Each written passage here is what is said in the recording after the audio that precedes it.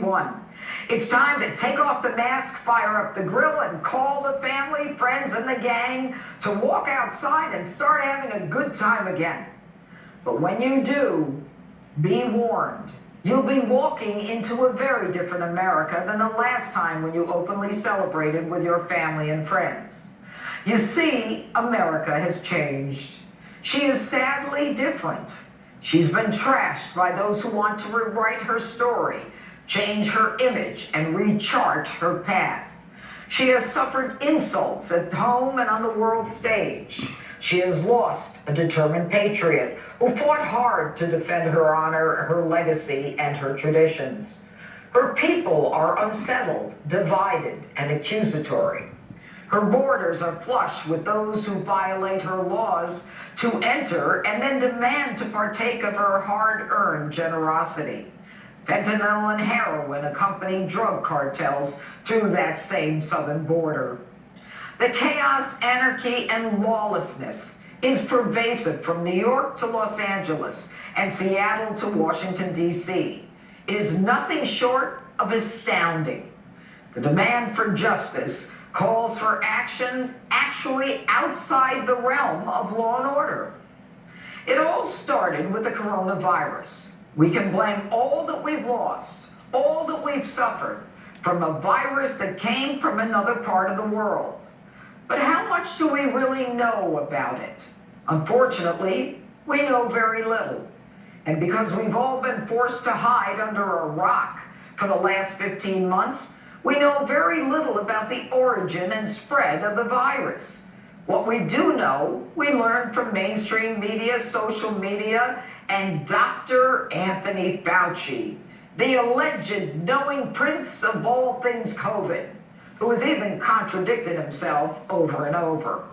Yet in 40 years, facing numerous infectious threats under Anthony Fauci's leadership, the NIAID performance in developing diagnostics, therapeutics, or public health tools like a vaccine has been far less than stellar. In 40 years that Fauci has been at the helm running the agency, it took private industry to develop a solution to HIV. It took private industry to develop a vaccine for Ebola. And yet Fauci, who has served 7 presidents and is the highest paid public servant in government, let me repeat, the highest paid public servant in government, has had billions of dollars available to him through federal funding. Yet he did little to assist the millions worldwide suffering from Ebola or HIV. So much for the knowing prince of infectious diseases. So it should be no surprise that Fauci was clearly not up to conquering the greatest healthcare crisis in history. Pray tell, why was there a single voice, a single opinion, the only answer solely responsible for global health policy? Why was Fauci, who made more money than anyone in the United States government, permitted to sit on private boards and accept personal monies from the private sector? Why was Fauci allowed to stifle the opinions of others equally experienced and qualified, but differing in opinion, like Dr. Scott Atlas? But the biggest question of all, how is it that Fauci predicted in 2017 that President Trump would face a pandemic? If he knew this, why didn't he develop a responsible method for this virus 4 years ago?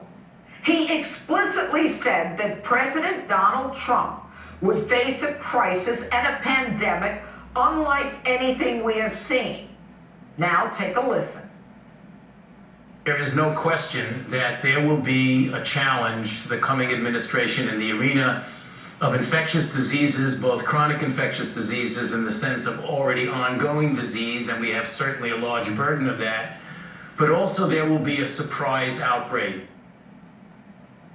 That comment alone should convince you that with his unique ability to predict a future pandemic and predict it specifically during President Trump's term should frighten anyone. Unless, of course, you bought the same crystal ball he did.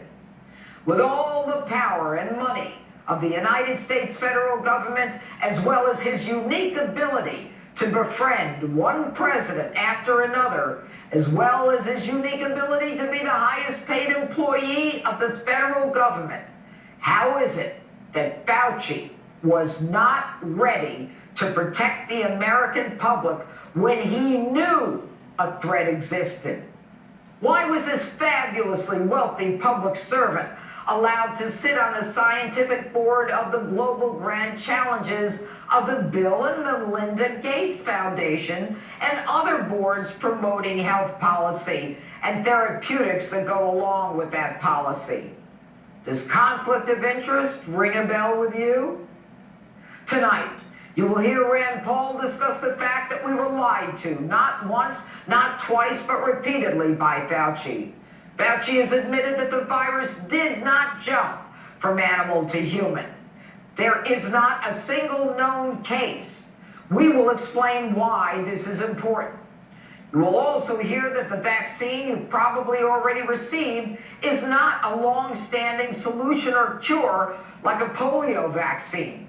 You will need to re-up the vaccine in 6 months or 9 months, whether there is a new variable to the virus or not. Question: why do we need so many vaccines, and who's making the money? So, as you open your doors and walk back out into the world that was America, don't be surprised that you may experience something far different than the America you were forced to close your door on last March of 2020.